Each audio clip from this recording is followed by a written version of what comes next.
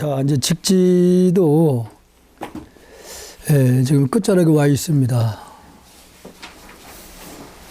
오늘 강의는 동산 양계하상. 지금 우리나라에도 이제 요즘 그 조동종을 창종을 하신 분이에요. 이 동산 양계선사가. 근데 이분에 대해서 한번 말씀을 드렸지만은 그 아버지가 일찍 세상을 떠나시고 위로 형이 둘이 있었고 자기가 이제 막내인데 근데 둘째 형이 조금 좀 부족했던 분이었던 것 같아요. 그래서 어머니가 이 막내를 농사를 지면서 생활했는데 한문학당을 어려서 보내게 됐죠. 그래서 한문 그 학당에서 공부를 하면서 어려서부터 영리했던 것 같아요. 아마도 그 선생한테 아마 저돌적으로 막 질문도 많이 하고. 근데 이제 질문을 하는 부분에 대해서 스승이 정확하게 답을 못하는 부분이 많았어요. 제일 거기서 사람이 죽으면은 어디로 가는 거에 대해서 그 유기적인 관점에서 설명이 안 되는 거예요. 그래서 이제 그게 굉장히 그 마음 한구석에 의문이 남았던 거지. 근데 길에서 우연히 스님을 만납니다. 스님을 만나서 이렇게 들어보니까 답이 바로 거기에 있었던 걸 알아요.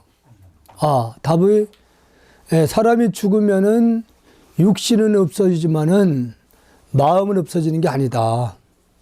그래서 다시 생전에 행한 행위에 따라서 윤회를 다시 하게 된다.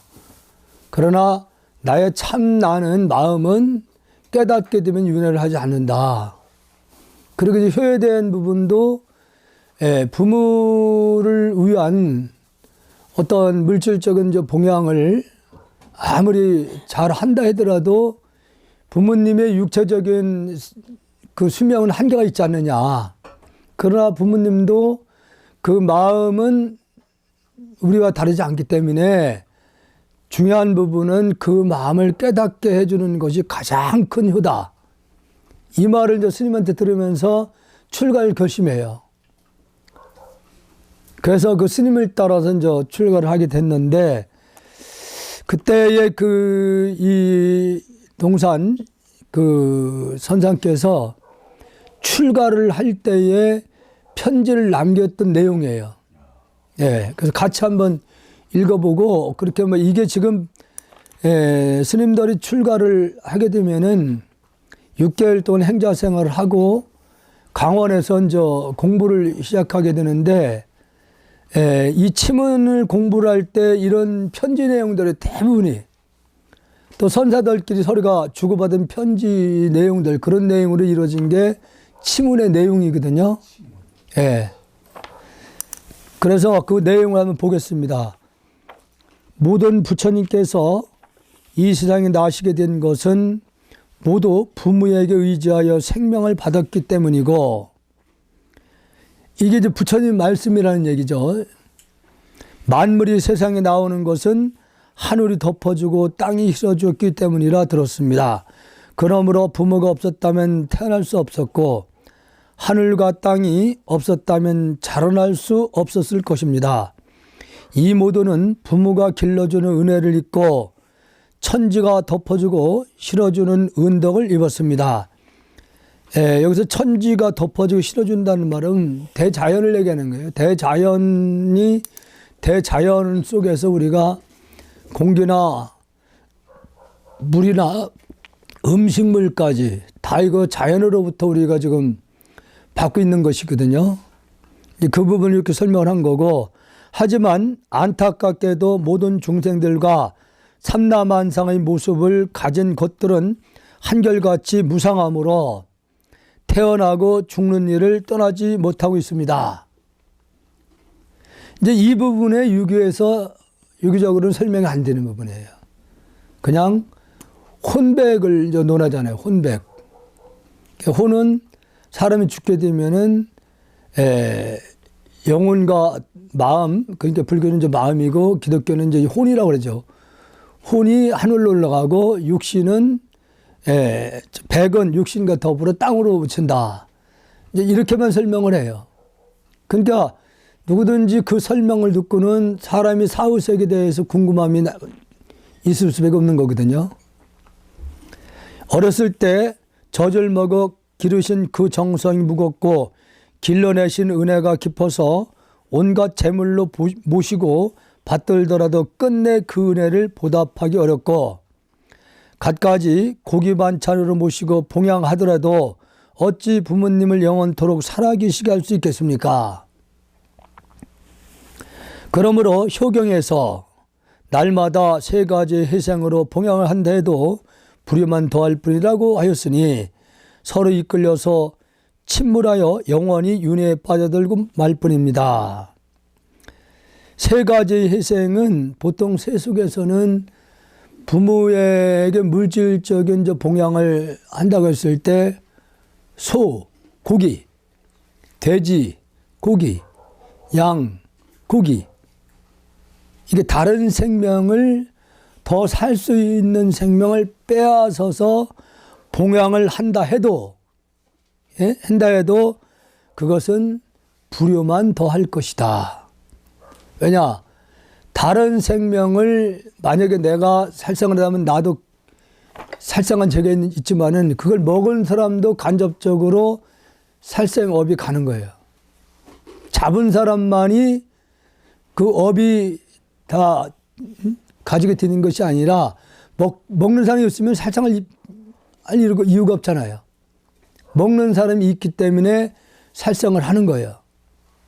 보통 스님들에 대해서 부처님들 예의를 말씀하신 부분이 있어요. 만약에 수행자가 병이 들었을 때는 육식을 먹어야 될 때가 있다. 그런데 제일 중요한 부분이야. 본인이 내가 몸이 허약하니까 잡아오라고 시키거나 먹으면 안 된다. 이거는 간접적인 살생이다. 또 죽이는 걸 보고 먹는 것도 이것도 살인죄다. 살생업이 된다 이게 얘기죠. 그래서 그냥 이것을 약으로 생각하고 먹어야 되는데 만약에 육신을 살찌기 위해서 먹는다 그러면은 이건 역시 또 큰 살생업이 된다는 거죠.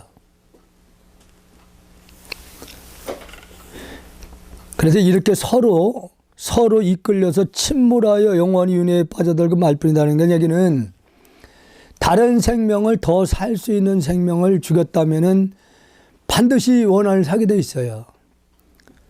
그래서 부부 사이도 사이가 정말로 진짜 평생을 지금이 아마 서로 뜻이 맞지 않으면 바로 이제 헤어지기도 하는데 옛날 분들은 그러지 못했거든요. 그냥 부모가 정해준 인연이면은 평생 같이 반려자로 사는 걸로 그렇게 받아들였고 그렇게 했어요. 이제 그런 가운데 보면은 정말로 생각도 안 맞고 서로 정말 성격이 안 맞아가지고 한 집에서 같이 살지만은 남같이 사는 분도 굉장히 많았어요. 근데 그걸 과거생으로 돌아가 보면은 다 살생은죄가 나옵니다. 두 분은 그런 원한 관계의 금상에도 어쨌든 서로가 같이 한 가족의 일원을 살면서도 서로가 왼수같이 산다는 얘기는 과거 생에 서로가 죽이고 죽였던 인연이 나와요. 예. 진생일 때 그렇게 나올까요? 그래서 죽이고 죽인. 죽음을 당할 때 그래서 사람들도 누구로부터 목숨은 임의대로 뺏긴다고 했을 때 그때 원한을 삽니다. 예, 그러니까 짐승들도 죽음을 싫어하고 오래 살고 싶어 하는 욕망은 사실 다르지 않거든요. 그 원한이 만들어지는 거. 그게 이제 바로 다시 만나게 되는 씨앗을 뿌리게 된 거예요. 그래서 인간은 본능적으로 건강하게 오래 살고 싶어하는 욕망이 있기 때문에 건강하고 오래 살고 싶으면은 다른 생명을 함부로 빼앗지 말아라. 오히려 죽음에 처해 있는 생명을 놓아줘라. 더 살 수 있도록. 이걸 가르치는 거예요. 그런데 이런 가르침은 다른 종교에는 없어요. 서로가 이렇게 죽이고 죽였던 인연이 이끌려서 인연이 돼서 침몰한다는 얘기는 계속 올라가고 내려가고 윤회를 한다는 얘기죠.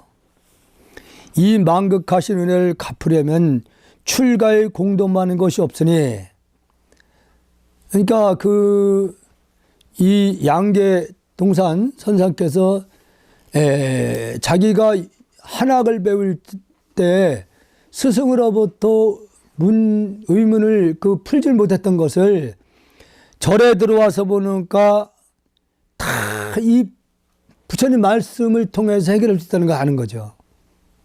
그리고 은혜를 갚을 수 있는 것도 오직 출가를 통해서 깨달음을 통해서야만이 그 은혜를 갚을 수 있다는 거.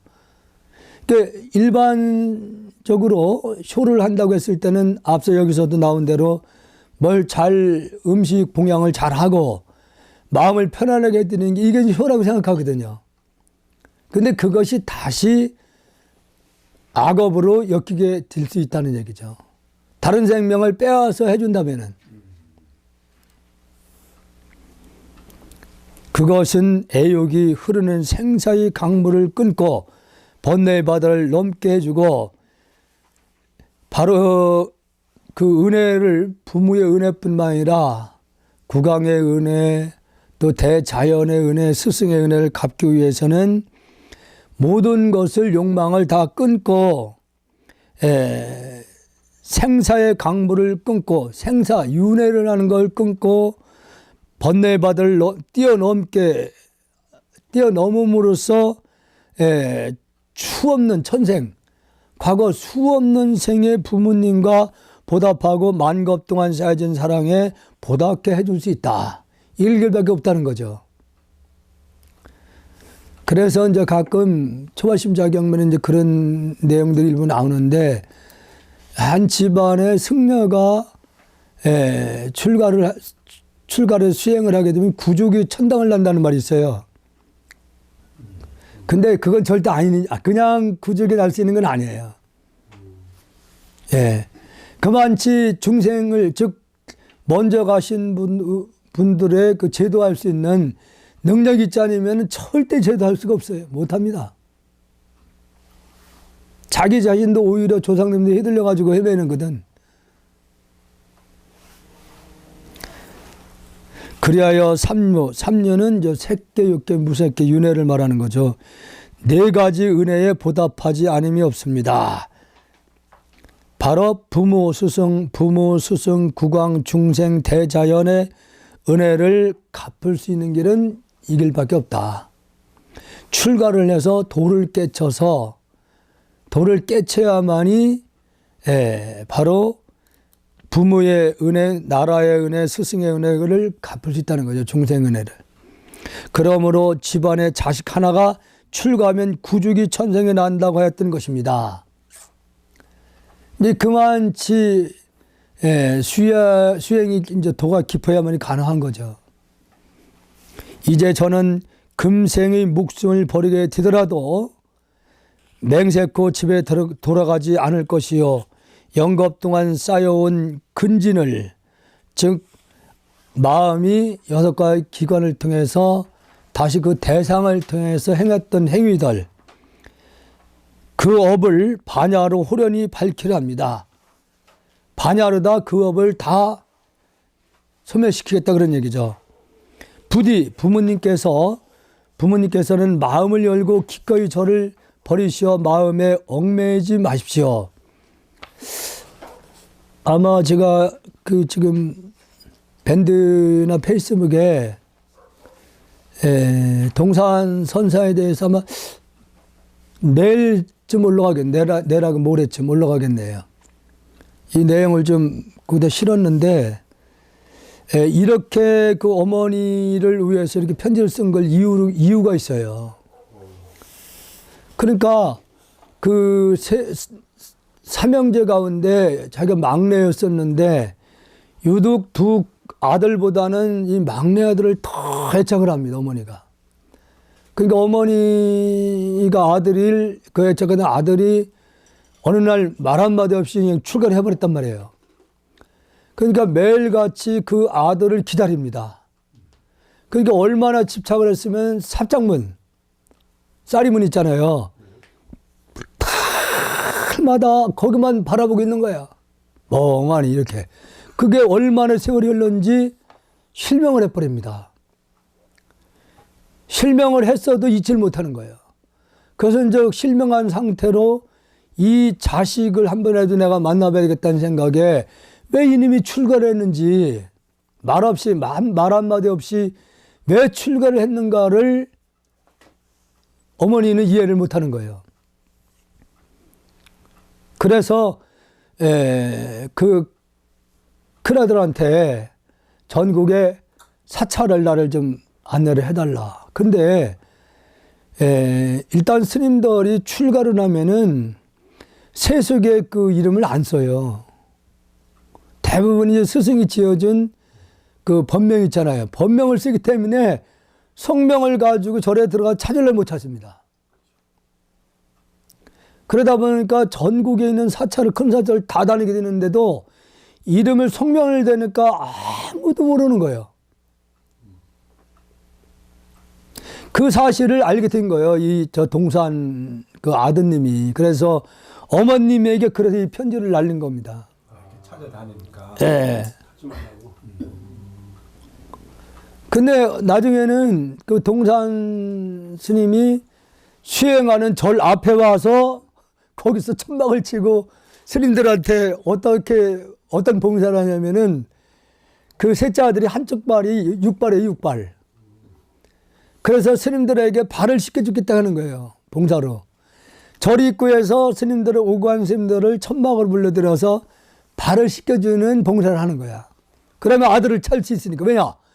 출가를 하니까 이름이 바뀌었으니까 뭐 찰 수가 없으니까. 그래서 이제 아들을 찾기 위해서 발을 씻겨주는 봉사일을 절 입구에서 이제 하는데 이미 거기서 또 아들이 알아요, 그걸. 여기 아마 뒤에 후서가 또 여기 나오거든요.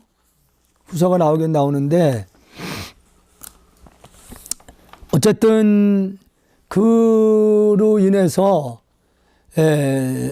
어느 날 도저히 내가 이미 출가를 한 지 10년 넘었는데도 깨치를 못했으니까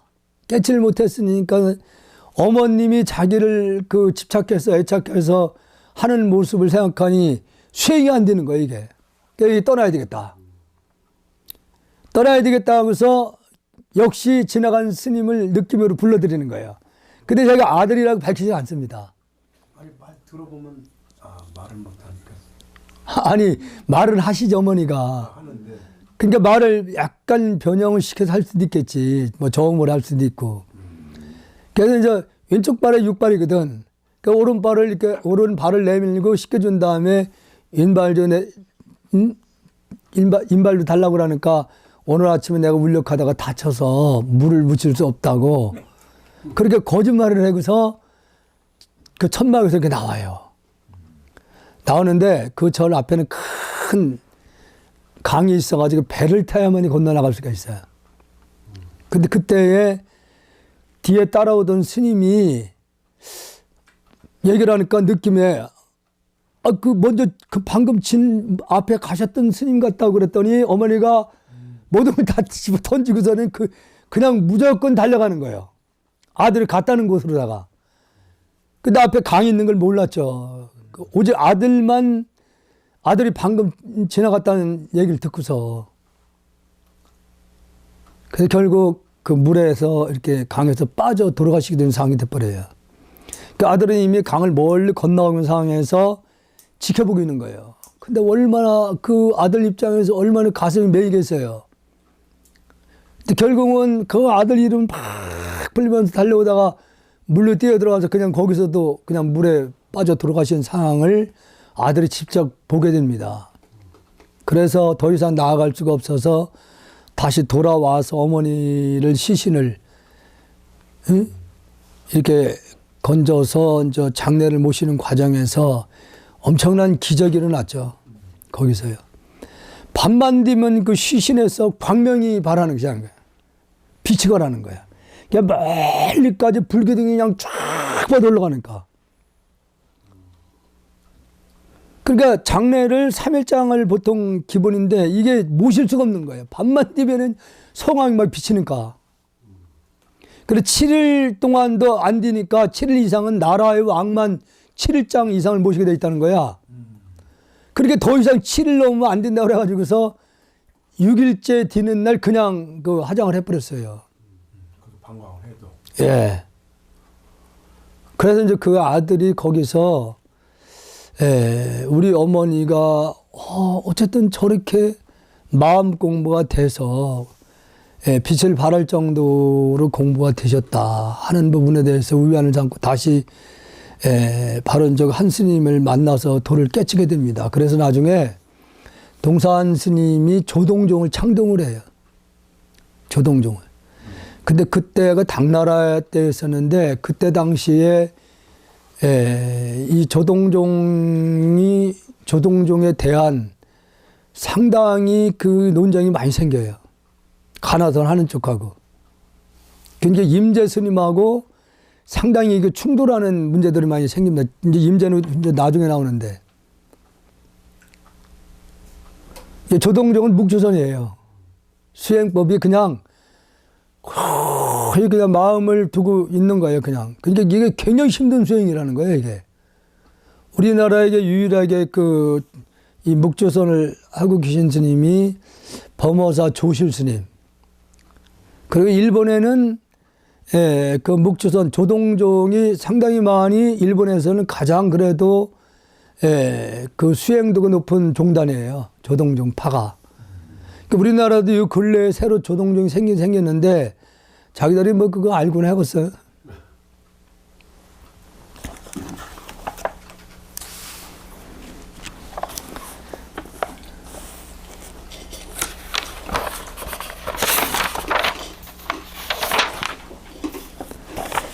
그래서 그 아들이 어머님께 모든 걸 집착하지 마시고 마음을 열고 기꺼이 저를 버리시오.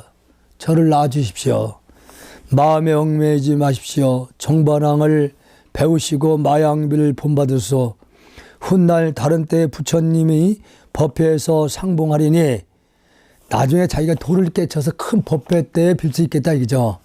그때 상봉하리니 이번 생에는 서로 착발을 합니다. 저는 감지 봉양을 어기려는 것이 아닙니다. 은혜를 외면하고자 하는 게 아니다 그 얘기죠. 다만 시간은 사람을 기다려주지 않으므로 이 몸을 금생에 제도하지 못한다면 다시 어느 생을 기다려 제도할 것인가 라고 하였습니다. 간절히 바라오니 어머님께서는 저를 기억하지 마십시오. 개성으로 올립니다. 마음의 근원을 깨닫지 못한 채 몇 차례 폼을 지내고 보니 뜬 세상 부질없이 허송세월한 것이 슬프기만 합니다. 몇몇 사람은 공문 안에서 도를 얻었건만 이 공문 하도예요. 하도를 통해서 도를 얻었건만 저만 홀로 먼지뿐인 세상에 머물러 아이도 번뇌 속에서 머물러 있다 그런 얘기죠. 삼가 편지 올려 부모님의 깊은 사랑과 하직하니 그저 큰 법을 밝혀 어머님께 보답하고자 합니다. 눈물 흘리시며 자주 생각지 마시고 애당초 제 몸이 없었다고 여겨주십시오. 숲속에선 흰 구름이 항상 벗이되고 문 앞의 푸른 언덕이 이웃이 되어줍니다. 세상의 명예와 이익에서 벗어나고 인간을 사랑과 미움을 영원히 떠나려 합니다. 조사의 뜻은 가르침받는 그 순간 밝게 깨닫고, 이 조사는 달마 스님을 얘기하는 겁니다. 현만이치는 제1구의 진리를 통해야 합니다. 여기서 이제 1구라고 하면은 우주를 하나로 보는 걸 얘기를 하는 거예요. 그게 1구예요. 예. 친척들이 저와 만나기를 바란다면 형제들, 다음 생의 정과인을 기다려 주십시오. 다음 생에 반드시 성불해서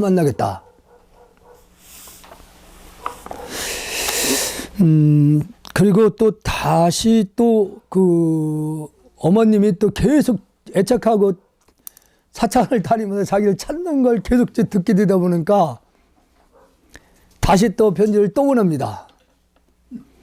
저양계가 부모님 봉양을 저버리고서 주장제를 짓고 남쪽에서 논인 지 10년이나 세월이 흘렀습니다. 기로와 만리나 멀리 떨어져 있습니다. 그러니까 이 어머니하고 자기하고 있는 데가 거리가 멀다 얘기죠. 만리나 이렇게 떨어져 있습니다. 엎드려 바라옵건대 어머니께서는 마음을 거두고 도를 사모하시며 뜻을 가다듬고 공으로 돌아가셔서 이걸 어머님이 이 뜻을 알고서 이별을 정은 생각지도 마시고 문에 기대어 제가 돌아올 것을 기다리지도 마십시오. 그러니까 얼마나 아까 얘기한 대로 눈이 실명할 정도로 기다릴 수 있었으니까. 집안일은 다만 2년을 따를 뿐이요. 집안일은 두 형님들이 계시니까 알아서 할 것이고 일은 생길수록 점점 더 많아져 날마다 번뇌만 불어납니다. 형님이 부지런히 효도하시니 빙판 속에서도 잉어를 구할 것이고 아우도 정성을 다해 뜻을 받들어 동생이 있었구나. 자기가 두 번째였구나. 아우도 정성을 다해 뜻을 받들어 서리 속에서도 울면 이게 이제 그 중국의 잉어에 대한 그 설화가 있죠. 그 어머니가 한겨울에 잉어를 먹고 싶다고 그러니까 엄청나게 두툼하게 얼음판에 올라가서 거기서 떡실을 넣고서 절을 하니까 그 얼음에서 툭 튀어나오더니 물고기가. 그래서 그 어머니를 봉양했다고 그런 설화가 있습니다. 지금 여기도 지금은 성무봉이라고 부르는데 여기 지금 저 앞에 왜 헬라거드 연습장 있잖아. 시르봉이라고 이제 부르는데 그게 그 시르봉이라는 전설이 있어요. 이 효천에 사는 경시성을 가진, 비석에 보니까 비문에 그 내용이 좀 있더라고. 경시성을 가진 분이 어머님이 겨울에 고사리를 그렇게 먹고 싶다고 하시더라는 거지. 한겨울에. 그래서 그 아들이 이 주변에서 제일 높은 봉우를 찾아간 거예요. 찾아가서 시루를 해가지고 앞에서 어머니가 이 한겨울에 고사리를 먹고 싶어 한다니 천지신명이시여 어머니를 위해서 고사리를 좀 낳게 해달라고 그러는데 놀랍게도요. 시루가 이렇게 놓인 데가 따뜻해지잖아. 시루를 들으니까 거기에 고사리가 소복하게 올라와 있는 거예요. 그래서 이게 시루봉이, 그리고 이게 효촌이라는 지명도 그래서 만들어진 거예요. 효자가 있었어요. 효자. 예, 그 경씨라는 분이. 효자니까.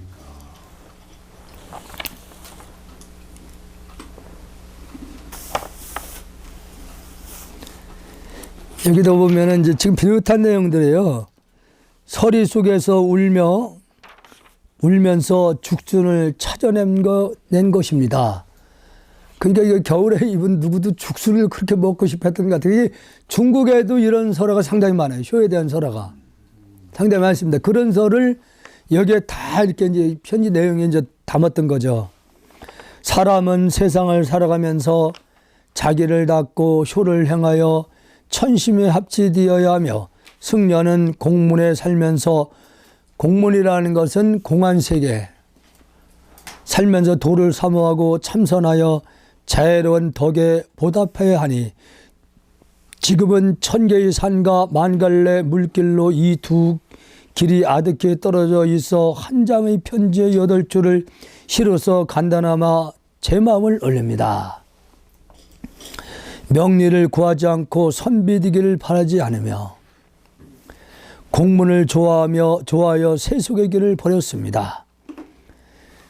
모든 것이 다 실체가 없다. 모든 것이 다 뜬구름과 같은 거에 대해서 더 이상 미련은 없다 이거죠. 그래서 나는 이 모든 것이 공허하고 집착할 대상이 없다는 것이 좋다.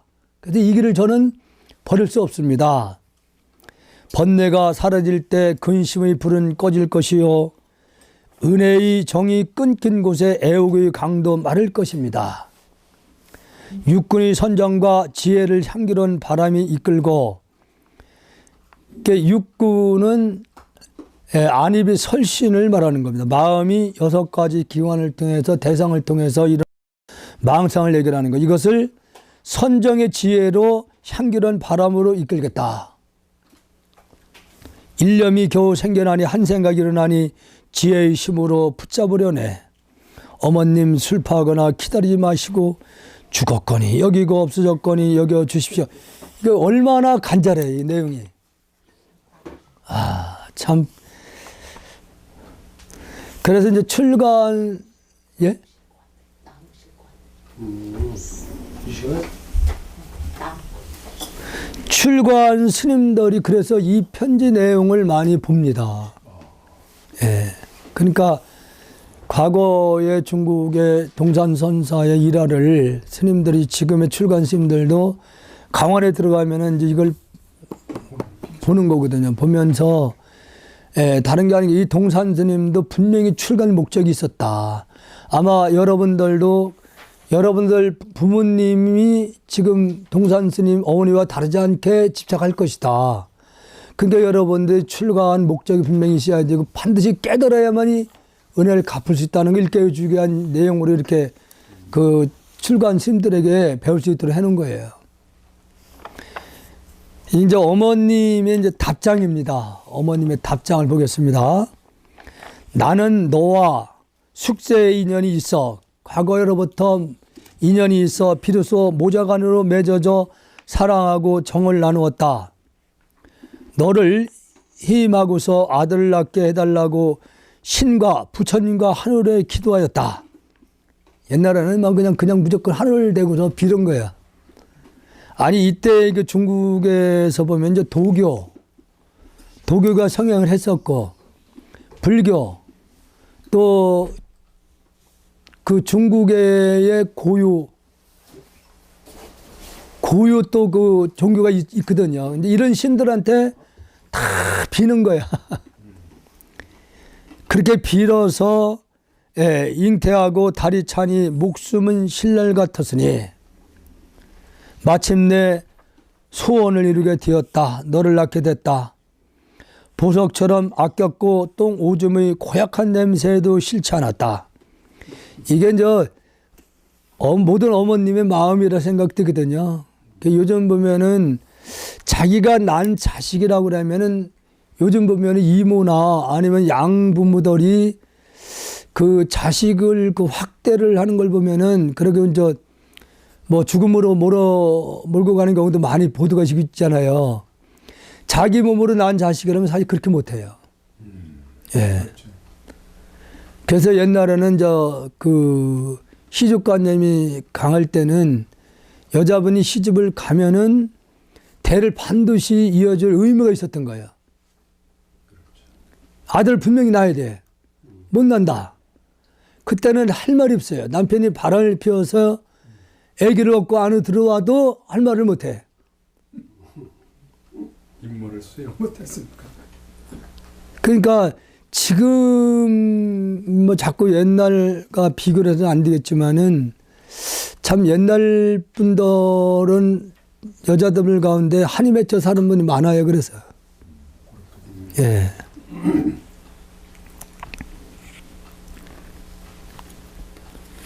차츰 어른이 되어 공부하라고 보내었을 때는 때가 지났는데도 돌아오지 않으면 문에 기대어 돌아오기를 기다렸었다. 그런데 보낸 편지를 보니 굳이 출가하기를 원하였더구나. 아버님은 돌아가시고 이 어미는 늙었으며 형은 박정하고 아우는 가난하거늘 내가 누구를 유지하는 말이냐. 자식에게는 어미를 버릴 마음이 있을지라도 어머니에게는 자식을 버릴 마음이 없는 법이다. 이게 아마 세상의 이치가 아닌가 생각이 들어요. 세상의 이치. 한 번 네가 타지로 떠난 뒤 이 어미는 밤낮으로 항상 슬픔에 겨워 눈물을 흘리면서 괴로워하고 또 괴로워하였다.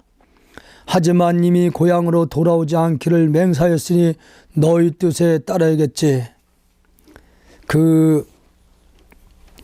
아마 내일쯤 그걸 이제 이 동산 스님에 대한 일화를 올리게 되는데,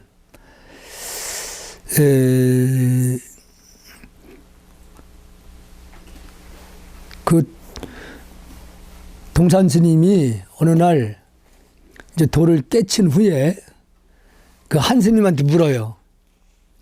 스님은 이 세상에서 가장 기로운 것이 무엇이라고 생각하십니까? 물어요. 그게 지옥일 겁니다. 이렇게 답을 해요. 그게 아니다. 수행자로 출가한 사람이 깨닫지 못하는 것보다 더 기로운 건 없다.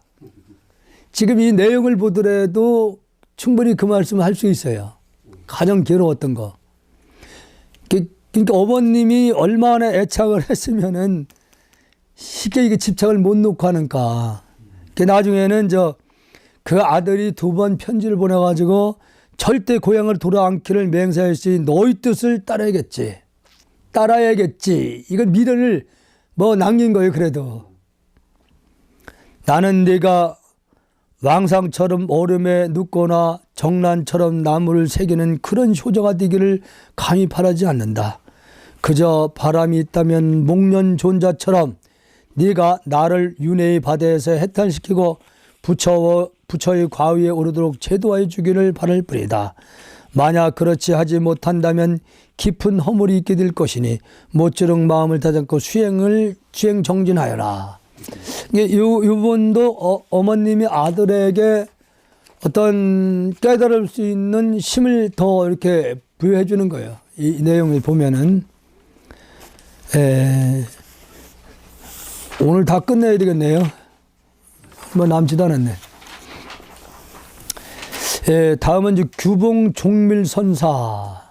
이 중국 지금 금강경 5가에 5분이 금강경을 이렇게 해석을 해놓은 5가회가 있어요. 금강경.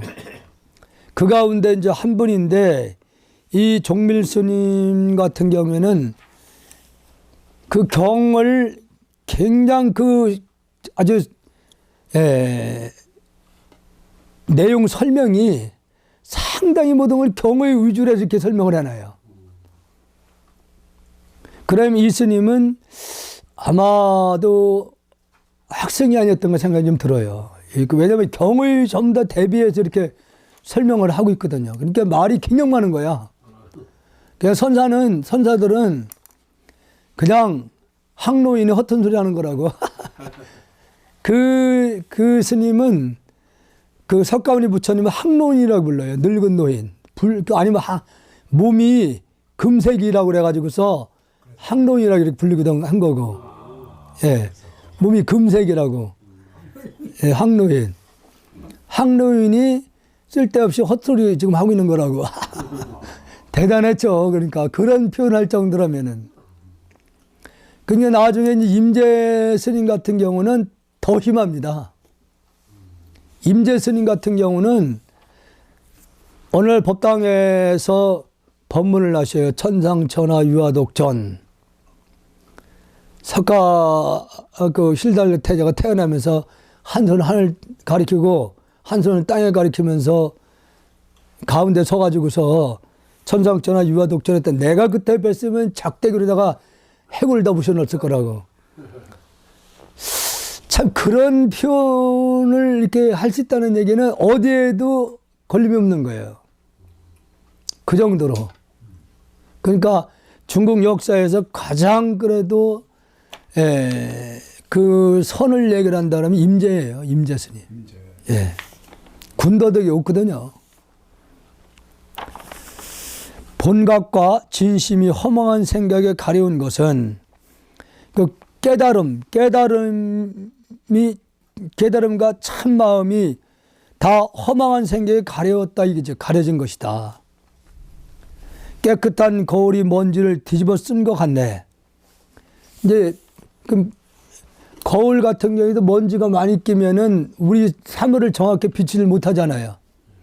그 마찬가지로 우리 본래 마음은 부처님과 다르지 않고 깨끗한 거울 같다는 거지. 그런데 번뇌에 의해서 그 깨끗한 마음이 이렇게 가려져 있을 뿐이에요. 거울에 때가 낀 것도 벗겨내면은 깨끗해질 수 있는 것처럼 우리 본성을 가리고 있는 것이 번뇌망상이기 때문에 번뇌망상을 수행을 더 다 밝히면은 본래 진여 성품이 드러난다는 거죠. 이제 사마타로 망념을 맑게 하니, 이게 사마타가 이게 이 부처님 당시에 수행했던 방법이에요. 사마타 수행법이라고 해서. 그게 사마타 수행법이 갑자기 생각이 안 나네. 심주심법인가? 심지심법이에요. 신수심법 참. 신수심법 그 수행을 사마타 수행이라고 그래요. 이것을 신라 때에도 그 원광법사가 이걸 인용을 합니다. 그러니까 그때 당시 진굴 출신이거든요. 그 원광 스님도. 그러니까 궁에 들어와서 좀 일을 이렇게 도와달라고 왕이 해도 그걸 다 거부를 하면서 백골 수행을 하신 분이에요. 내 몸은 죽으면 육신은, 나랑 육신은 다 해골로, 하얀 해골로 바뀌는 것을 계속 상상을 하는 거야. 몸에 집착을 끊기 위해서 하는 거예요. 그리고 수는 받는다는 얘기죠. 무언가 지금 공기나 아니면은 뭐 물 다 이건 괴로움이다. 언젠가 갚아야 되니까. 심수심법. 그래서 마음이란 생각을 일으켜도 망상이다. 법이라는 것도 역시 무상한 것이다. 이렇게 관을 처음에 했다고 그래요, 원래. 부처님 당시에. 그래서 이 사마타 수행을 더도 망념을 맑게 하니 객진도 멸하고 마음까지 공헌해. 이게 대상도 다 공하고 마음이라는 까지도 다 생각을 일으키는 건 망상이니까. 이로 말미암아 시방의 모든 부처님 나타나시고, 이제 이런 부분들이 그래서 이 규병 스님이 약간 좀 교학적인 부분을 얘기를 하는 거예요. 그래서 시방의 모든 부처님 나타나는 이런 부분들이 약간 어떻게 보면은 신비주의로 이끌 수 있는 내용들이에요. 이게 부처님은 선에서는 삼다만상이 다 부처님이지, 부처님이 나타나 간다는 게 어디냐 이거지. 이게 경전에 보면 법화경에들은 보면은 부처님이 나타나는 장면들이 나와요. 그러니까 이분은 철저하게 선보다는 교학적인 부분으로 설명을 하고 있다고 봐야 돼요. 범부와 성현이 본래부터 원흉 하나네. 원흉이라는 건 이제 하나다라는 뜻이죠. 내 마음은 본래 부처님 마음속에 있는데 부처님이 내 마음속에 나타나심을 어찌 의심하겠는가. 이런 부분이 조금 선에서는 좀 거부감이 약간 생기는 부분이에요. 본래 그냥 부처님이 그 마음을 얘기를 하는 거기 때문에 마음이 곧 부처, 그 부처가 마음이란 말이에요. 그러니까 여기서 내 마음은 본래 부처님 마음 속에 있다. 부처님 마음이 따로 있는 게 아니거든요. 부처님 마음과 내 마음은 똑같은 거예요. 어디 없는 게 아니라. 몸과 마음을 너그럽게 하여 혈맥을 따르니. 여기서 혈맥은 바로 그 혈맥론이라고 달마 스님의 혈맥론이 있어요. 오직 조사 옛 선사들이 수행했던 그 방법, 그 방법을 따라야 된다는 거죠. 쉬지 않고 호흡하여도 고요하여 소리가 없네. 여기에서 자연스레 마음이 쉽게 선정에 들고 여기에서 부처님과 조사님이 무생법인을 증득하네. 과거에 부처님이나 조사스님들도 다 혈맥, 즉 과거에 조사스님들 수행한 법을 통해서 다 무생법을 증득했다. 다음은 용화 거둔 하상. 한 번 무심을 얻으면 그대로가 도의 뜻이니. 이게 무심이라는 건 마음이 없다는 말이 아니라 생각할 것이 없다 이거죠. 마음을 일으킬 대상이 없다는 얘기예요. 무심은 없다는 말이 아니에요. 한문을 없을 무자를 써서 마음이 없다는 말을 쓰는데 어떤 것이라도 생각을 일으킬 대상이 없다 이거지. 마음이까지도. 그걸 무심을 뜻하는 겁니다. 그러면은 그대로가 그게 도의 도다. 6개 문이 쉬면 몸이 수그럽지 않네. 이제 6개 육문, 육도를 말하는 겁니다. 또는 여기서는 육도도 뜻이지만 안입이 설신을 말하는 거예요. 안입이 설신이 딱 쉬면은 육군이 문을 딱 닫으면은 몸이 수그럽지 않네. 육군을 문을 활짝 열고 마음이 들락날락하면 피곤하거든요. 보는 대로 듣는 대로 생각 일으키니까. 인연이 있는 것은 나의 벗 아니요. 인연이 있는 것은 참나가 아니다. 나의 벗이 아니다. 이런 부분은 어떻게 보면은 불교가 깨닫지 못한 분 입장에서는 너무 좀 냉정하지 않나 이렇게 생각을 하는데, 더 큰 세계를 나아가서 더 많은 중생을 제대로 하기 위해서는 이거 필히 이 길을 뛰어넘어야 되거든요.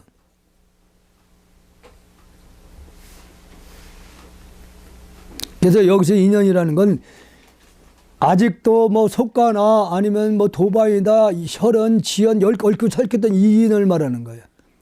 이런 인연이 있게 되면은 계속 엮이는 겁니다. 윤회를. 그래서 그 인연이 다 끊어져야만이 그것이 나의 그래서 벗은 아니다. 참나하고는 같이 할 수가 없다 그런 얘기죠. 쓸모없는 두 눈썹이 차라리 형제이네. 눈썹. 두 눈썹이 차라리 나하고 하나다. 깨닫고도 깨닫지 못한 사람과 같으니 깨달았어도 깨닫지 않은 사람과 별 차이가 없다. 보이는 거 그대로 보는 거고 듣는 대로 그 들리는데 깨닫고 깨닫지 못한 차이는 집착하느냐 안 하느냐 그 차이만 있는 거예요. 승부에 무심하면 마음까지 철로 편해지네. 무엇이라도 꼭 내가 이겨야 되겠다는 대상이 있다는 얘기예요. 뭔가 이기겠다는 생각을 하면 그 대상이 있는 거예요. 그런 누구를 꼭 이겼다는 생각, 즉 승부심이 없게 되면은 마음까지 절로 편해진다. 이것은 대상이 끊어져야지 승부할 대상이 없는 거죠.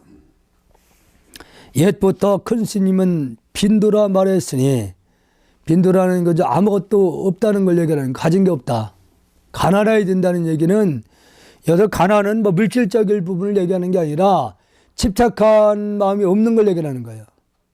집착함이 없는 마음. 그래서 그 스님이 시를 잘 쓰셨던 스님이 누구예요? 아니, 법정 스님. 법정 스님께서 말씀하신 그 뭐였죠? 무소유. 무소유라는 것을 뭘 소유한 걸 얘기하는 게 아니라 내 몸까지도 나라는 생각을 집착이 없는 마음을 무소유해요. 워낙 이 어른이 청정하게 살고 나니까 나중에 이제 건강이 안 좋은 걸 이제 알려지면서요. 나중에 돌아가신 다음에 그 통장에 9천 얼마가 1억 가까이 들어가 있는 거야. 아플 때 그럼 누가 다 넣어준 거? 예. 아플 때. 폐암으로 돌아가셨거든요. 삼성병원에서. 그러니까 어떤 내 것이라고 집착하는 마음이 없는 것을 그게 무소유예요. 작은 거라도 이 육신이라도 나라는 생각하고 있으면 그것은 소유하고 있는 거죠. 집착하는 거니까. 다음은 대법안선사. 지금 사람이 옛 가르침을 보는데, 지금 우리가 이 경을 보거나 하는 것은 옛 성인들의 말씀을 보는 것이다. 마음속을 소란스러움을 면하지 못했구나. 뭔가 본다는 생각을 하면은 아직도 분별하고 있다는 얘기예요. 이것을 소란스러움을 면치 못하였구나. 아직도. 마음속의 소란스러움을 벗어나려면 그저 옛 가르침은 보아야 하네. 옛 가르침만 보아야 된다. 이 부분도 좀 걸려 가르쳐 볼 필요가 없는 건데, 예, 이것도 좀 걸리는 내용이에요. 다음은 고독 개송. 아마 지금 이런 내용들은 백은 스님께서, 백은 하상께서 그때 당시에 고려 중기 이 말까지 스님들이 상당히 지식이 높았어요. 그때 당시에 스님들 수준이, 지식 수준이. 그러니까 그때는 전부 다 한문으로 가르쳤잖아요. 한문으로. 그러니까 지금의 우리 지금 현대인들은 영어를 오히려 외국어를 더 잘해. 그때야 외국어 할 수 있는 분이 없고요. 즉 한문으로만 배웠으니까. 그러니까 지금의 기준에서 본다 그러면은 상당히 지식층들이 스님이 된 거예요. 전부 다 한문으로 공부를 했으니까. 그러니까 백은 스님께서 전국에 이제 선원 다니시면서 이 직지를 강의를 하면서 이런 내용들은 스님들한테 좀 더 필요하다 하는 부분을 추려서 이렇게 뒤에다 붙여놓은 거예요. 실어놓은 거예요, 이게. 오온이 모두 빈 고심을 비추어 보아서 색수정행식, 물질과 육신과 마음작용, 이 눈앞에 펼쳐진 모든 대상이 모두 텅 비인 것을 비추어 보아서, 이게 이런 내용을 보고 스님들이 자꾸 이게 텅 볐다는 게 아무것도 없다는 걸로 자꾸 생각을 하는데, 없는 게 아니라 다 마음이에요. 생명. 마음으로 이렇게 얘기를 해주면 쉬운데, 텅 비었다고 얘기를 하니까 아무것도 없는 것으로 이제 이해를 하는 분이 많거든. 깊은 반야를 수행할 때, 우주를 하나로 보고 수행할 때 그 얘기예요. 고통과 재앙을 벗어날 뿐만 아니라, 우주를 하나의 마음으로 두고 수행을 하게 되면은 여기서 과거의 습기들이 맑아지는 거거든요. 습기들이. 그래서 재앙에서 벗어날 수 있다. 그런 얘기죠. 결정코 무생을 정득하리라. 반드시 금생에 깨닫겠다. 태어남이 없는, 즉 윤회를 벗어나겠다. 그런 일념으로 마음을 다져서 정득을 하리라. 그런 마음을 가져야지 깨달을 수 있다. 바른 성품만을 보고자 한다면 먼저 아상을 꺾어 없애야 한다. 나라는 생각부터 없애야 된다. 나라는 생각. 겉모습은 그 어디에 있는가? 겉모습은 물질을 얘기하는 겁니다. 물질은 실제 있는 거냐, 변하는 거고 무상한 거고 하기 때문에 사실 있는 게 아니다. 육혈은 본래 온 곳이 없네. 육혈이라고 그러면 안입이 설신 337 육군을 여기서 이제 얘기를 하는 거거든요. 안입이 설신을. 이게 어디서 왔냐 이기지. 이거 온 곳 간 곳이 없어요. 육혈은. 신령 들었고 밝은 성품이 툭 트이니 오직 진여 성품만 드러나니 거침없이 세계가 통하리라. 여기서 바로 육군을 초월하고 나란 생각이 끊어져야만이 우주와 내가 하나가 된다. 그런 얘기죠. 다음은 천북 숭고. 숭고 선사는 항상 대중들에게 이렇게 권하였다. 불법을 고독개송. 불은 나무에서 나서 나무를 태우고 지혜는 정에서 나서 정을 없애버리네. 불 같은 경우에는 이 산수가 존재해야만이 반드시 불이 생깁니다. 산소가 없으면은 불이 생길 수가 없어요. 아마 우리도 지하 같은데 이렇게 공기 없는데 불 켜려면 안 켜지잖아요. 산소가 없으면은. 그래서 나무는 산소로부터 생기는 거거든요. 그래서 여기서 불은 나무에서 나서 나무를 태운다. 즉 산소를 공급하고 제공해주는 나무에서 결국은 불이 만들어져서 나무를 없앤다. 그것을 지혜는 우주를 하나로 보는 지혜는 정에서 나서 정을 없애버리네. 이 정이라는 것은 역시 이제 마음이거든요. 마음에서 나서 또 마음의 그 집착을 다 없애버린다. 바른 마음으로 망념을 관찰하는 것을 지혜라니. 이제 바른 마음이란 우주를 하나로 보는 마음을 바른 마음이라고 하는 겁니다. 그래서 하나로 보는 마음을 가지고 정진을 이제 해야 되는 건데, 뭐 정진한다고 해서 금방 이 망상이 끊어지는 건 아니에요. 수억 곱을 통해서 익혀온 습기들이 있어가지고 쉽게 절대로 없어지는 게 아닙니다.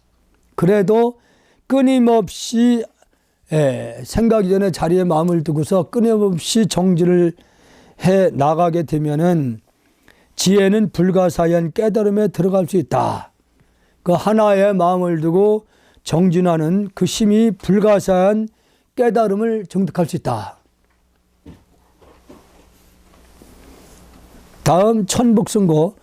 승구선사는 항상 대중들이 이렇게 권하였다. 불법을 배우려고 하지 말며, 즉 경을 배우려고 하지 말며 오직 스스로 무심하여 한다.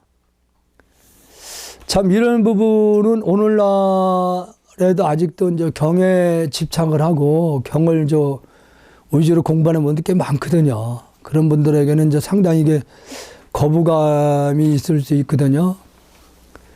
그러니까 여기서 경을 보지 말라고 하는 말은 다른 게 아니라 부처님이 일생을 통해서 오늘도 이제 지금 글을 써서 저장을 해 놓은 게 있는데, 부처님 일생을 통해서 말씀하신 것은 그 핵심이 마음법 하나 일러주기 위해서 한 거예요. 경이라는 것도 결국은 하나의 마음 세계를 깨달을 수 있는 길이 일러준 거야. 길. 이정표와 같아요. 그래서 길을 알았으면 더 이상 그 길을 볼 필요가 없어요. 무슨 얘기냐면은 우리가 서울을 가는 길이 목적이라고 그러면은 서울 가면 모든 게 다 이제 뭐 열반의 세계라고 얘기를 한다면은 어쨌든 뭐 내가 직접 가보지 않은 사람 같은 경우는 남을 통해서 들었을 거 아니야. 버스로 가는 길도 있고 자전차를 타고 갈 수도 있고 또 걸어서 갈 수도 있어요. 길이 다양합니다. 그게 경이 그거예요. 많은 경 속에서는 오직 깨달음을 이룰 수 있는 길을 일러준 거야. 길. 그 길을 알았으면 길 따라 그냥 가면 되는데 계속 길만 배우겠다고 하고 있다 이게요. 길을 아무리 들여다보면 뭐해. 그 얘기예요. 잘못하면 오해할 수 있는 부분이에요. 이게요. 불법을 배워야 된다고 얘기를 하는데 배우지 말라고 지금 여기를 하잖아요. 배우지 말고 오직 무심해야 한다. 무심해야 된다. 그 무심해야 되는 생각을 일으키지 말으라는 얘기예요. 이게 바로 아까 묵조선이에요. 예. 이게 묵조선 수행입니다. 조산선 수행이면서. 근기에 예리한 사람은 아주 그 근기가 예리하다는 얘기는 과거 생에도 수행을 많이 하신 스님들은 한나절에 해탈 것이요. 예?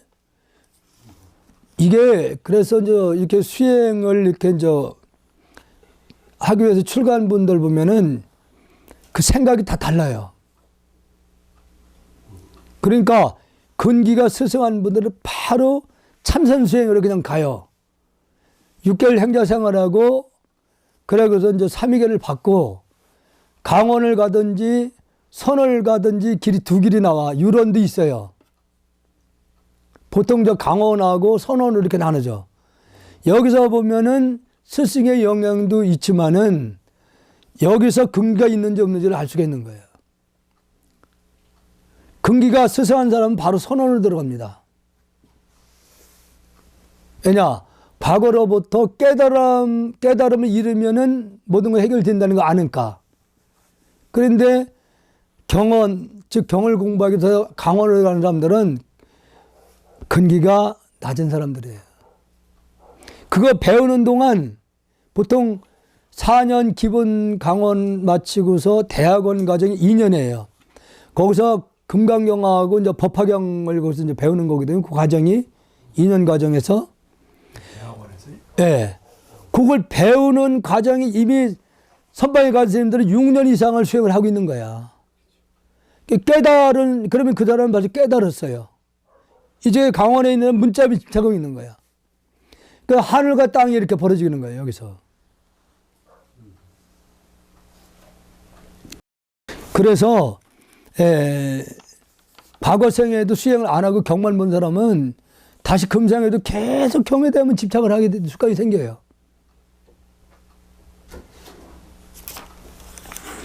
그래서 이미 근기가 스승한 사람들은 정말로 큰 발심을 해서 수행이 들어가면은 한나절에 해탈한다. 이게 깨닫게 된다.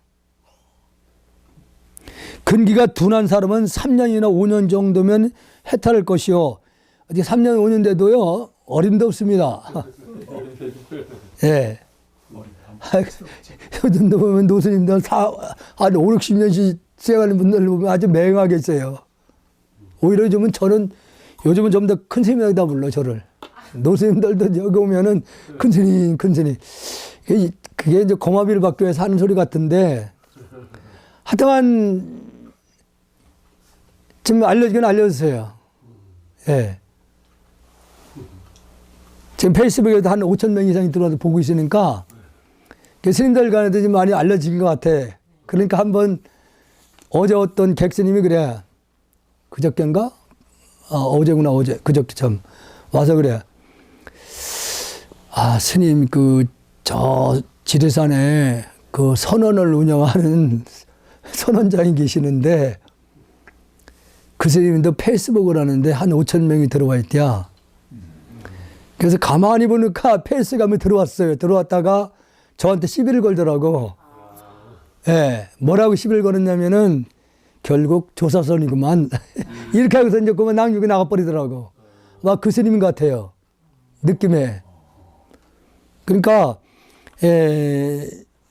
이 페이스북에 보면은 자기가 글을 올리는 스님이 있고 들어와서 보고 나가기만 하는 스님들이 많아요.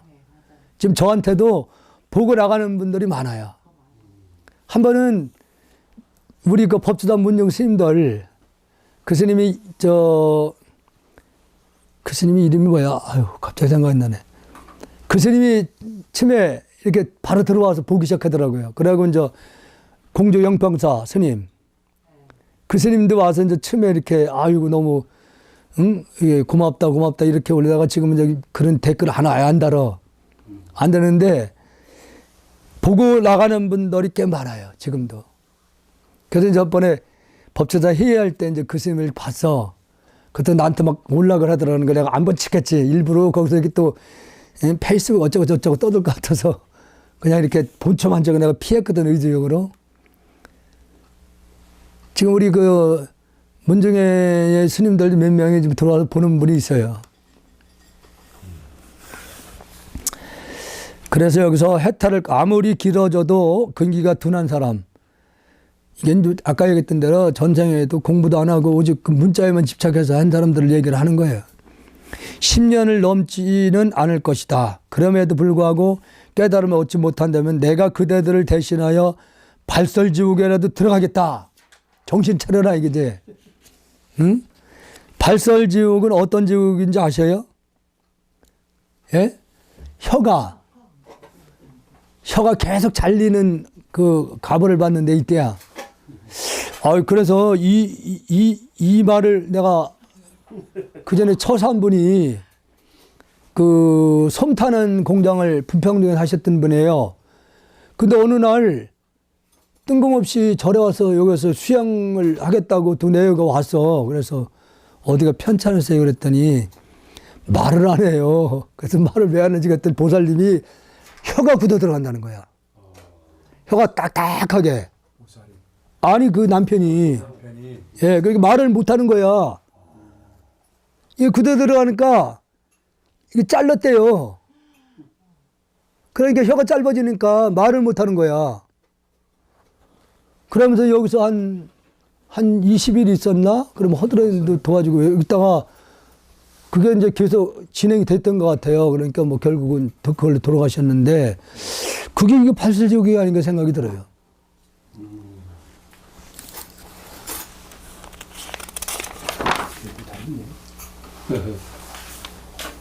다 됐네요. 아유. 성인 되어 범부를 벗어나 위험을 짓지 않는 것. 참 이분이 비교가 되는 것이 성철 스님하고 청화 스님하고 너무 비교가 돼요. 성철 스님 하면 친견하려고 그러면은 3,000배를 무조건 지시를 하는 거야. 3,000배를 하고 올라라. 예. 그리고 내가 한 번은 그 경허 스님 글씨 하나를 내가 샀어. 200만 원 주고. 벌써 그 20년 전이니까 굉장히 비싼 거죠. 지금 갖고 계세요? 아니, 이제 그 불안하더라고요. 그 비싼 거 가지고 있으니까. 그래서 그 경허 스님이 이제 수석사 그쪽 본사잖아요. 그래서 그걸 내가 기증을 해야 되겠다. 그 박물관을 진다고 그래가지고. 예. 그래서 그때에 그 방장으로 계셨던 스님이 왜 저작년인가 봐 이게 좀 사회적으로 좀 시끄럽던 스님 있잖아. 설정 스님. 그 설정 스님은 수덕사 그 뒤편 능선 하나 이렇게 넘어서 있어요. 설정 스님. 그래서 이제 그걸 나름대로 이제 기증을 하겠다고 싸가지고 그때 대도하고 몇 명이 갔어요. 갔는데 인사를 드리는 과정에서 굉장히 내가 자신이 당하게 되는 상황이 됐어요. 의자에 앉아가지고 딱 보고 째려보는 거예요. 이렇게 쫙 내려보는데 그게 굉장히 어떻게 뭐라 그럴까 그 위험을 느끼는 게 아니라 참 좀 뭐라 그럴까 좀 상이 너무 강하다는 생각이 딱 들더라고. 청하스님 같은 경우는 절하려면 벌써 먼저 머리 땅에 대고 있어요. 청하스님 신도가 와도 그래요. 그걸 보면은 저절로 존경심이 일어나는데 그 설정생 같은 경우는 그 상황을 보고서는 절하고 싶은 생각도 없어요. 보통 사람 같으면 누가 와서 절을 하면은 그냥 같이 합장하라고 이렇게 머리를 숙이게 된 게 기본이잖아요. 근데 딱 하고 째려봐.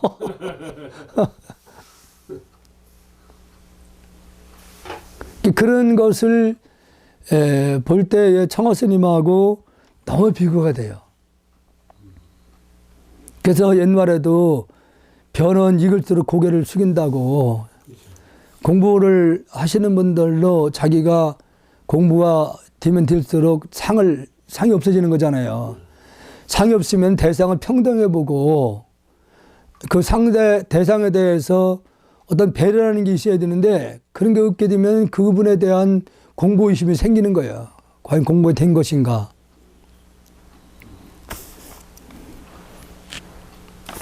와룡은 푸른 못이 맑아질까 내내 두려워한다네. 누워 있는 용 하늘에 승천하기 전에는 자기를 철저히 낮춰야 된다는 거예요. 승천하기까지는. 물속에서. 그래서 물이 맑아지면 자기 드러날까봐 아주 그 몸을 숨긴다는 거예요. 낮춘다는 거지. 용이 되기까지는 저 승천을 해야 되잖아요. 여기 이 조각을 내가 며칠 전에 가만히 청소를 하면서 보니까 저 조각이 재밌는 조각이더라고. 이거 이쪽에 시커먼 거. 포대화상 아니에요? 포대화상이 보니까 저 여의주를 발로 딱 밟고 있어요. 그러네요. 똥 같은 거라는 거지. 그런데 용이나 인간들은 저걸 어떻게 좀 여의주를 얻으려고. 몸을 용도 봐. 혀를 쭉 빼가지고 여의주를 물으려고 하잖아요. 그걸 밟았는데 그걸 이제 근데 포대화상은 헤헤 하고 웃어 그 발버제끼면서. 그 여유주가 네. 예. 그래서 언뜻 보면 몰랐어요. 근데 내가 그저께 요 앞에서 청소를 하면서 자세히 보니까 이게 놀라운 작품이더라고, 이게. 그 용까지도 여유주를 얻기 위해서 저렇게 애를 쓴다는 게 인간들하고. 근데 포대화성은 여유 있게 그걸 밟아버려요, 그냥. 인간들은 저걸 얻기 위해서 목숨 걸고 싸운다는 거죠. 만약 평생을 내내 이와같고자 한다면은 평생 하심하고 자기를 내세울 상이 없다면은 세상에 어찌 일찍이 이름 하나 남겨놓았겠는가. 이름을 남겨놓으려고 하는 분도 없잖아 있지만은 이름 남기는 것도 그것도 상이거든요. 후대인들이 대부분이 그 스승에 대해서 그 어떤 위대한 인물을 남겨놓는 건 제자들이 하는 거예요. 제자들이 사실은. 제자가 저기 하면은 아무리 도가 높아도 알려지지도 않아요. 본인들이 뭐 알리려고 하지도 않지만은. 근데 성철 스님은 그게 아니었어요. 성철 스님은 그 저기 원택 스님한테 자기가 이렇게 법문하면 그걸 야, 그 책을 엮어라. 책을 엮으라고. 법문한 거. 100일 법문한 거. 야, 책을 엮어라. 그 어떻게 보면은 성철 스님이 상이 강했어요. 왜냐, 상대를 통해서 누가 이제 갔던 예를 도반 수행했던 스님이 입적하잖아요. 그러면 가서 장례를 다녀오라고 시켜요. 그런 다음에 묻는 게 있어요. 살인은 몇 가 나왔냐. 그 상이 있다는, 강해졌다는 거지. 그래서 진짜 선송들은 성철 스님 정화 안 해요. 안 합니다. 원래 이 지식적인 그게 뛰어나서 그렇지 도의 깊이는 실질적으로 그렇게 깊다고 보지를 않아요. 워낙 이 지혜가 이게 저 머리가 좋으셔가지고 한 번 들으면 이게 이유는 그런 능력이 있어가지고 우리는 뭐 잘 이유지도 못하지만은 예. 생각은 생겨나서 머물다가 변화에 없어지고 그렇죠. 몸은 태어나고 늙어서 병들고 죽어지며 오운이죠. 이게 다 오운에 포함된 거예요. 오운은 이렇게 다 실체가 없는 것이다. 국토는 이루어지고 머물다가 무너지고 비는 것. 이 국토, 이 우주 삼라만상도 물질로 이루어진 것이기 때문에 언젠가는 무너진다는 얘기죠. 이 12가지 일이 무슨 기억하거나 특별한 게 있으리요. 법린 선인이 정성을 다하여 말을 구하여 나를 깨우쳐 도와주어서 부득이 노안을 비벼가며 풀조일 바로 정득한 심체유절. 이게 저 백운 스님이 이거 남겨놓은 것 같아요. 이 발인문에서 이게 문에서 지금 요 부분도 이게 백운 스님이 그 남겨놓은 거예요. 이게 보니까 법린 선인이 정성을 다하여 말을 구하여며 나를 깨우쳐 도와주어서 푸득이 노안을 비벼가며 불조의 바로 중득한 심체 요절을 초록하여 심체를 그 초록하였다는 거죠. 다시 이건 무슨 얘기냐면 초록이라는 건 중요한 부분을 간추렸다. 지금 이 간추린 건 뒷부분에 싫은 것들 얘기하는 거예요. 2권을 만들었다. 1권을 가지고 받아 나왔는데 2권을 만들었다. 책이 다 만들어져 법린이 제자입니다. 법린이 왔기에 아마 이 부분은 그 중국의 서국승 스님으로부터 1권을 이제 받아 나와서 그때 깨닫지 못했어요. 깨닫지 못하다 경기도 그 무슨 절이야? 거기서 다시 용맹정진을 들어갑니다. 그래서 거기서 깨치고 난 다음에 이제 많이 활동을 못했어요, 사실은. 활동을 못하고 요 법린이라는 놈이 제자입니다. 제자 부분이 이분이 법린 선인이라고 그랬어요. 그 제자한테. 여기서 선인이라는 참선하는 사람. 자기는 이미 나이가 늙어서 노안을 비벼가며 바로 중독한 심체유절을 초록하여 2권을 만들었다. 책이 다 만들어져 법린이 왔기에 정성을 다해 탕마기를 전생의 석가나 자연을 미룩은 없는 것이니 형태는 없다 이름이라는 얘기예요. 이건 요컨대 빨리 핵심을 잘 붙잡고 말 밖의 뜻을 잘 살펴보면 말 언어를 떠난 말 밖이라는 뜻이요. 잘 살펴보면 될 것이요라고 하였다. 임자년 9월 성불산에 사는 늙은 비구 경한 백운이 손수순이 이때 나이 75이었다. 그러니까 65세에 중국에 들어가서 한 2년 정도를 유람을 했다고 그래요. 그래서 내가 이제 백운 스님을 불러서 체면으로 물어봤지. 네, 그래서 이게 지금 백운 스님에 대한 기록을 보면 좀 달라요. 내용들. 어떤 10년이 있다가 나온 분, 있다고 얘기하는 분 있고, 1년 만에 이제 나왔다는 분이 있는데, 한 1년 좀 더 유람을 아마 하셨던 것 같아요, 중국에. 그러고 이제 나오셨던 것 같아요. 그러면 이게 맞아요.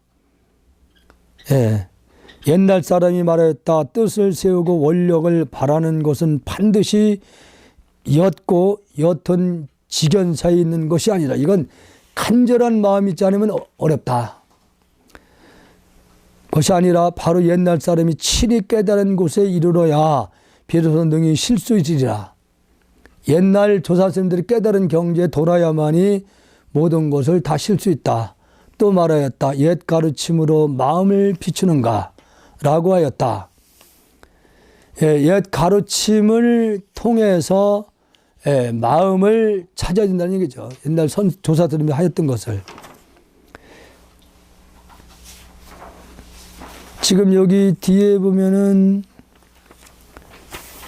여기 이제 기록 아마 현재 금속 칼자본에 있는 요 내용입니다. 이게 선광 7년 정사 7월 1 청주 목외 청주 흥덕사 주자 인시 연하 주자 주물르다가 인사를 했다 그런 얘기죠. 요건 제자들이 나중에 한 거고 요 부분은 연하 문인 석찬 달잠 시조 피근이 그러니까 이게 법리는 다른 사람이었구나. 법리라는 분이 아마 중국에서 다녀오신 다음에 이 법린 선사의 가르침을 좀 받았지 않나 생각이 좀 드네요. 이 내용을 보면은 제자인 줄 알았던 제자가 아니었네요. 어쨌든 이 직지 강의 좀 헛소리도 많이 했고 다 헛소리죠 뭐.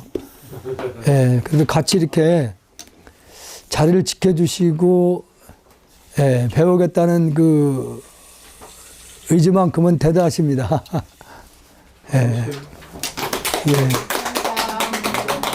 어쨌든 제가 개인적으로 그래도 여기 이렇게 앉아 계시는 분이 없으면 못하죠 이거 그나마도.